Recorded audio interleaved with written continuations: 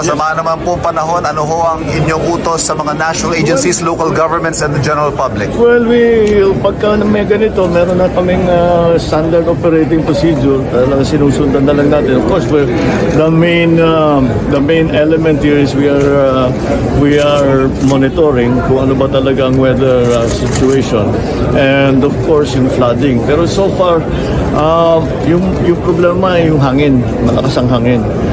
But unfortunately, pag tinitignan natin yung mga forecast, baka mas lalakas pa bukas dito sa Manila bago aakyat at tatawid ng Cagayan bago mag-head ng north. So we are watching it. Ang tinitignan lang natin sa eskwela, syempre iba, the LGUs also make the LGUs make their own decision with that, except if there is a region-wide assessment na hindi pwedeng pumasok. Sa trabaho naman, ang tinitignan lang namin ay kung makapunta yung mga empleyado natin, makapasok at makauwi. Importante makauwi. Kasi mahirap pag mas stranded sila dun sa kanilang pinagtatrabahuan. So, that's what we are watching now.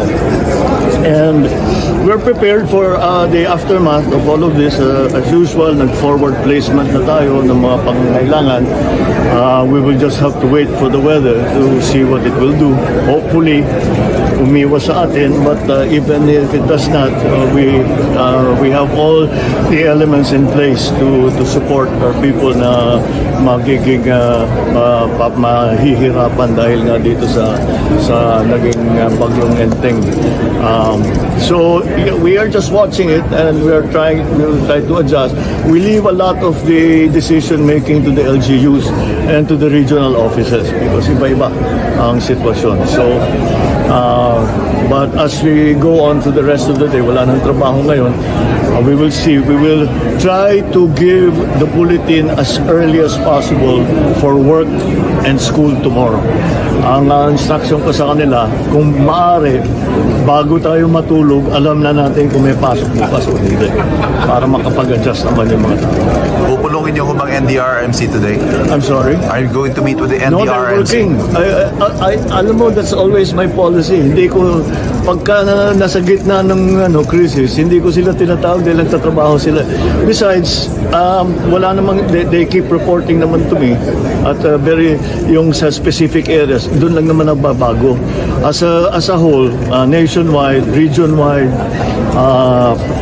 island-wide, kung ano man ang area na affected, that's we are monitoring and we will give the advisories as quickly as we can.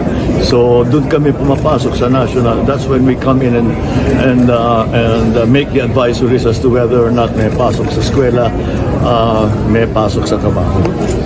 All right. Thank you.